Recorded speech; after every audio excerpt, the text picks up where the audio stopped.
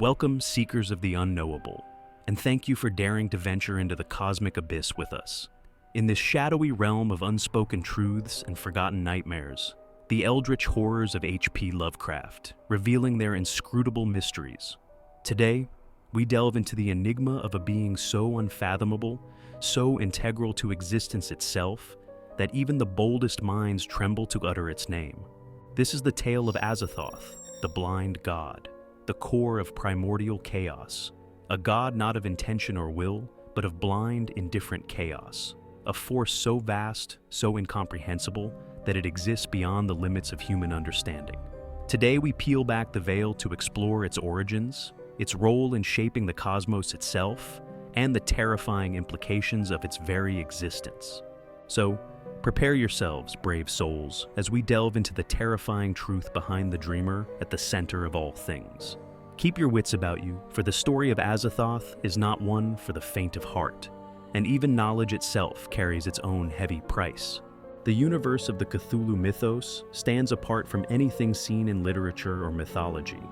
In this world, the gods are not benevolent figures guiding humanity, nor are they malevolent forces conspiring against it.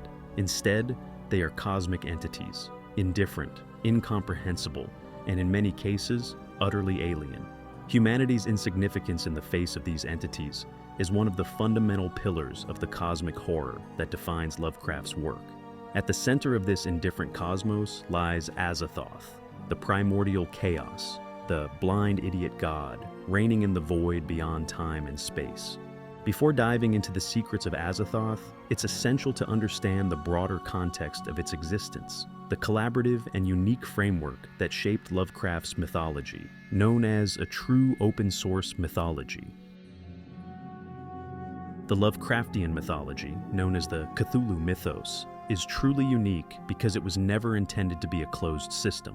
H.P. Lovecraft, its creator, envisioned this universe as a collaborative project, inviting authors like Clark Ashton Smith, Robert E. Howard, and August Derleth to contribute and expand its boundaries. This approach gave birth to a web of interconnected stories that eventually evolved into a sprawling pantheon of tales and deities.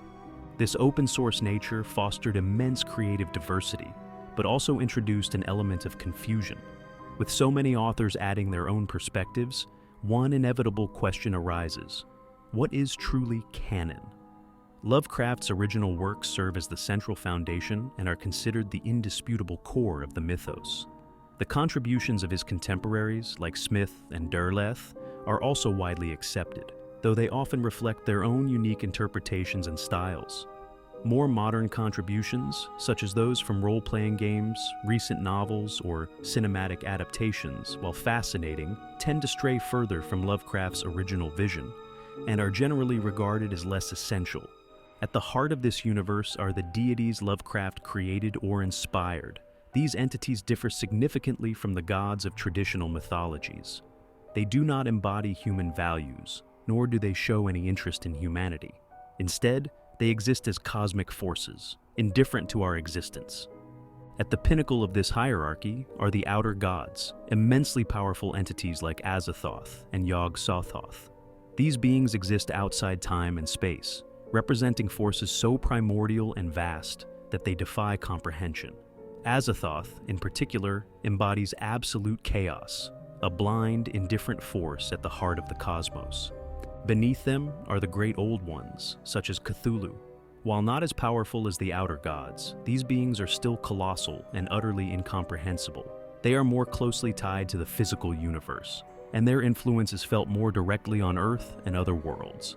In opposition to these chaotic entities are the elder gods, often referred to as the archetypal gods. These beings are not necessarily benevolent, but act as forces of order, striving to counter the cosmic chaos wrought by the outer gods. Lovecraft's mythology is undeniably complex, but it is this very complexity that makes it so enthralling. It is a universe steeped in mystery and contradictions, where gods do not seek worship or intervene in human affairs out of malice or kindness. Instead, they represent ideas far larger than humanity, forces that remind us of our smallness and insignificance in the face of an indifferent and boundless cosmos. At the heart of H.P., Lovecraft's mythology lies a primordial force, an entity that embodies the terror and cosmic insignificance of existence, Azathoth, known as the blind idiot god. This being is not merely a mystery, it is a testament to the chaotic and absurd nature of the universe. Azathoth is not a deliberate creator, but the very essence of chaos, an amorphous, mindless force whose mere presence gave rise to everything we know, from the stars and galaxies to the physical laws that govern reality.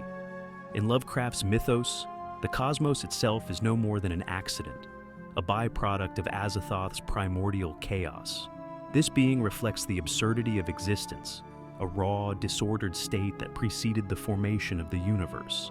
According to the tales, everything we know is merely the result of a fevered dream emanating from this blind god. This recurring idea in Lovecraftian texts suggests that the universe is nothing more than a temporary projection of Azathoth's unconsciousness. Should this entity ever awaken, the dream would cease, and with it, all reality would vanish in an instant, consumed once more by the chaos from which it emerged. This concept lies at the core of Lovecraft's mythology. Not only are we insignificant in the grand scheme of the universe, but our very existence hangs by a fragile thread, sustained solely by the dream of an indifferent and lobotomized entity. Yet, Azathoth is not entirely alone in its eternal existence. Descriptions place it at the center of a cosmic abyss, surrounded by a vortex of unimaginable chaos. Encircling this god is a repulsive symphony performed by grotesque flutists and discordant drums.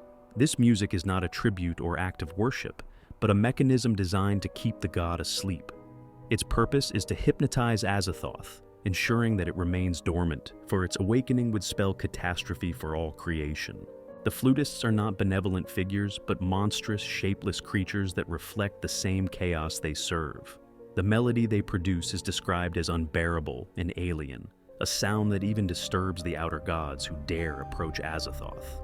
It is this discordant music that encapsulates the horror of Azathoth's existence, a cacophony that belongs to no harmonious scheme intended solely to restrain chaos in its purest form. In Azathoth, Lovecraft created more than a god. He crafted a symbol of the ultimate truth of cosmic horror, a universe born from randomness, sustained by indifference, and always teetering on the edge of obliteration. The story of Azathoth, much like the entity itself, is a chaotic puzzle. It is said that its existence predates all known things, with even time and space as mere constructs that arose from its influence. According to passages from the fictional Necronomicon, Azathoth was the first entity to emerge from the primordial void, a manifestation of pure chaos that marked the beginning of existence. In the early ages, when the cosmos was a chaotic battlefield, Azathoth rose as the dominant force among the outer gods. Some texts attributed to Lovecraft's circle describe it leading a cosmic war against the archetypal gods, entities striving to impose order on primordial chaos.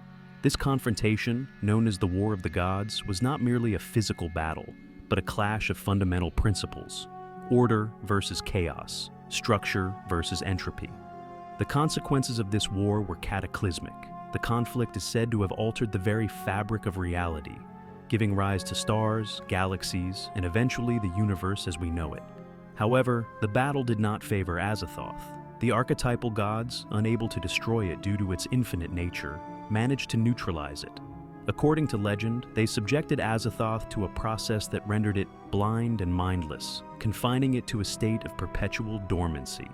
This act, often described metaphorically as a cosmic lobotomy, transformed Azathoth into an unconscious force, incapable of exerting its will. This war's aftermath brought forth the physical universe, a delicate balance of chaos and order. The archetypal gods established the cosmos' laws, while Azathoth's followers, known as the Outer Gods and Great Old Ones, continued spreading chaos in its name. Despite its dormant state, Azathoth's influence remains the universe's dominant force, a constant reminder that even the perceived order of the cosmos is a fragile facade concealing the primordial chaos underneath. Even in its slumber, Azathoth has not lost its immense power. Dormancy does not weaken it. Instead, it reinforces its presence as an omnipotent and incomprehensible entity. Its existence sustains everything we know, and its awakening would mark the end of reality. This cycle of accidental creation and inevitable destruction encapsulates Lovecraft's bleak vision of the universe, an indifferent expanse governed by forces beyond comprehension or control. In this framework, Azathoth is both the origin of all existence and its ultimate destroyer. Its story is a metaphor for eternal chaos, a force that cannot be contained or eradicated, only temporarily delayed. The terror it evokes does not stem from malice, but from absolute indifference. To Azathoth, everything in existence holds no more importance than dust adrift in the vast and uncaring void. Describing Azathoth is a challenge that exceeds the limits of human imagination. Its nature constantly shifts, making it inherently undefinable. In some accounts, it is depicted as an amorphous mass of bubbling matter, radiating an unnatural and disquieting glow. In others, its vastness encompasses the entire cosmos, with galaxies and stars forming parts of its immense body. Its form adheres to no logic, and those who attempt to conceptualize it can only perceive fragments of its true essence. A particularly chilling description from the Necronomicon portrays Azathoth as a gelatinous, pulsating entity surrounded by writhing tentacles and appendages extending endlessly into the infinite void. This grotesque depiction, while terrifying, barely scratches the surface of what Azathoth truly is. Its appearance is merely a partial and incomplete projection of something infinitely more vast and horrifying, an essence so alien and overwhelming that no human mind could ever hope to fully comprehend it. This entity is chaos incarnate, and even attempting to imagine it is enough to threaten the sanity of those who dare to ponder its existence. Although Azathoth is regarded as the primordial source of all existence, it is also attributed with descendants and allies who act as extensions of its influence. Among these is Nyarlathotep, often described as its herald and messenger. Unlike Azathoth's mindless chaos, Nyarlathotep possesses intelligence and a sinister cunning, acting as the active agent of its will.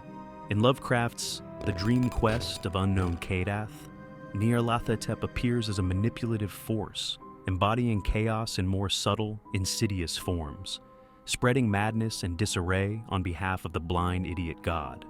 Similarly, Yog-Sothoth serves as a cosmic counterpart to Azathoth, embodying the dimensions of time and space. In the Dunwich Horror, Yog-Sothoth's influence manifests directly, connecting to mortals and producing offspring that destabilize reality itself. Its role as a gatekeeper of time and space hints at an inseparable link to Azathoth's chaotic essence, as both represent ungovernable forces at the core of existence. The family tree of Azathoth is, like the entity itself, a chaotic and bewildering construction.